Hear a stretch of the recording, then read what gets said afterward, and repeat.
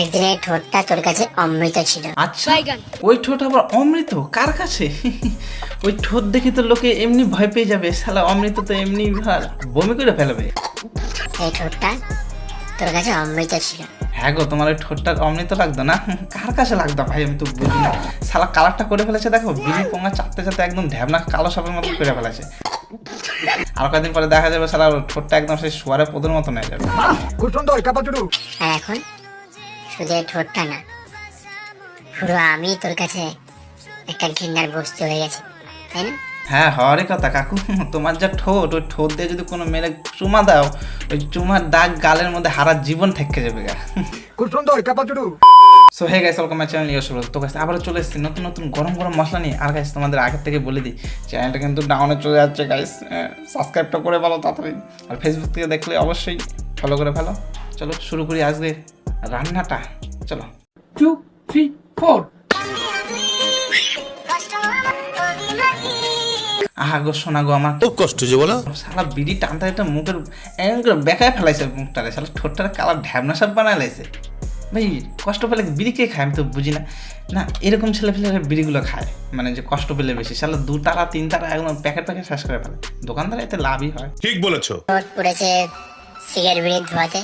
আর ঠিকই আছে, পূজা গেছে, সারা দিন রাত বসে বসে তুমি বিড়ির পোঙা চুষবা, আর এখন ঠোঁট কালো হয়ে গেছে তো ওর দোষ দেবে। আর মন পড়েছে তার কথার আঘাতে। তোমার বিড়ির ধোয়ায় ঠোঁট পড়ে নেই কাকা, তোমার তো অন্য কিছু ঘটাইছো মনে হচ্ছে আমার। খৈনি তো একটু শখে খাই, খুব ভালো লাগে একটু, হ্যাঁ এই জন্য একটু খাই, ওটা কিছু না।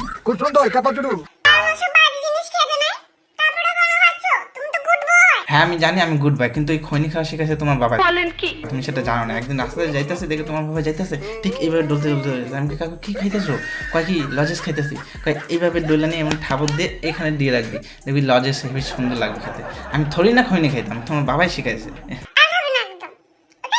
হ্যাঁ গো, তোমার এই ন্যাকামো কথা এখন আমি খৈনি ছেড়ে দেবো না।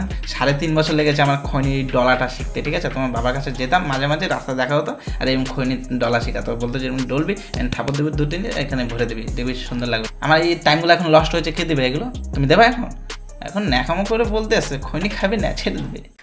এই জায়গাটা আমি বিক্রি করতে চাই, জায়গা বিক্রি করে সম্পূর্ণ টাকা গরিব মানুষকে দিতে চাই। হ্যাঁ, জায়গা বিক্রি করে গরিব মানুষদের দেবে? যাক, এই গরিবদের মানুষদের জন্য তো কোনো লোক আছে যে ভাবার মতন। এই কাকা আছে, কাকা নিজের জায়গা গেঞ্জি বিক্রি করে গরিব মানুষদের দেয়। বাহ কাকা, তোমার জবাব নাই, সেরা সেরা।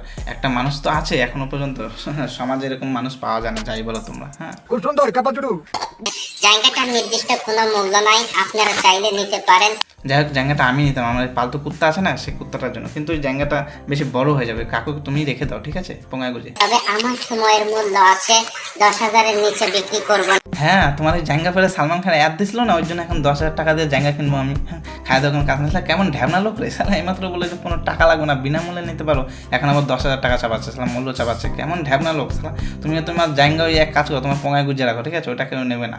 বন্ধু সামনেই তো জামাই ষষ্ঠী আসছে। হ্যাঁ, জামাই সেজে আমি হাজির হয়েছি, উপহার কি কি পাবো লিস্টি করে। কিন্তু গাইস আমার তোর বউ নাই, আমি জামাই সেজে কি করব? থুরি থুরি। সবাই বউকে নিয়ে শ্বশুর বাড়ি গিয়ে ভালো মন্দ খাবে, তুই আর কি করবি রে ভাই? এই বছর বিয়েটাও করতে পারলি না, পরে পান্তা ভাত খেয়ে শুয়ে পড়বি। না ভাই, আমি বলতে চাই ওর হাতে ফোনটা কে দিল? এই যে ফোন পাই যে পাকা পাকা কথাগুলো কইতাছে, বাড়িতে লোক দেখে না নাকি? শালা এখনো যত বড় দাঁত হয়নি তত বড় কথা, এমন গুদগুদি দিব তোমার দাঁত কাটা সব খুলে বেরিয়ে যাবে কিন্তু, ঠিক আছে? কোন মেয়ে তোর দিকে একটু তাকালে নিজেকে হ্যান্ডসাম আর নায়ক মনে করিস না? আরে ভাই হ্যাঁ, আমি নায়কই, তুই হয়তো জানিস না। কদিন আগে শ্রাবন্তী আমাকে ফোন করেছিল যে ভাই একটা সিরিয়াল আছে, করবি? আমি বললাম দেখো যদি আমার কাছে টাইম নাই, আমি কিন্তু এখন বড় সড়ো একটা সেলিব্রিটি মানুষ, ঠিক আছে? টাইম দিতে পারবো না, এই জন্য না করে দিছি। তুই জানিস না তো। আরে ওরা তোর দিকে তাকিয়ে ভাবে এই কালা পাটাটা আবার কোথা থেকে এলো।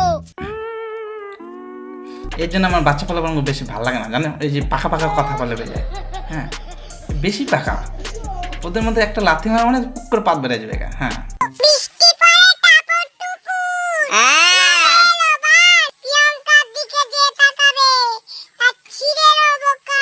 চাল হাট, লাইন কি এরকম ছিল নাকি? তুই লাইনটা নতুন নতুন তৈরি করছিস, সেখানে ঠিক না, বেশি পাকা তুই ভাই, জানিস?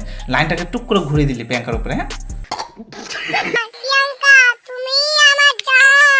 মুখের ভিতরে এখন আর কোনোটা দাঁত ওঠে নাই ঠিক করে, আর বলে যে প্রিয়াঙ্কার দিকে তাকালে নাকি কান মুলে দেবে। আমি কিন্তু প্রিয়াঙ্কার বাবাকে বলে দেবো, ঠিক আছে? তারপর তোমাকে পাকা পাকা কথা বার করে দেবো, কোঙায় লাথ মারবে, পাত বার করে দেবে কিন্তু, হ্যাঁ বেশি পাকা। খুব সুন্দর চাপা চুটু। যাই হোক বন্ধুগণ, ভিডিওটা কেমন লাগলো অবশ্যই কমেন্টে জানাবে, আর ভিডিওটা যদি ভালো লেগে থাকে অবশ্যই একটা লাইক দিয়ে দেবে, ঠিক আছে? আর বন্ধুগণ, তোমরা কিন্তু একটা কাজ ঠিক করতেছো না, কিন্তু এটা কিন্তু ভালো না, ঠিক আছে? আমার চ্যানেলটা কিন্তু এখন ডাউনে চলে যাচ্ছে, তাতে সাবস্ক্রাইব করো, চ্যানেলটাকে আপ করতে হবে তো একটু, না ডাউন চলে যাচ্ছে একটু, তাতে সাবস্ক্রাইব করে দাও আর ফলো করে দিও ফেসবুক থেকে দেখলে। দেখা হচ্ছে আবার একটা ভালো ফানি ভিডিও নিয়ে, ঠিক আছে? Tata, bye bye.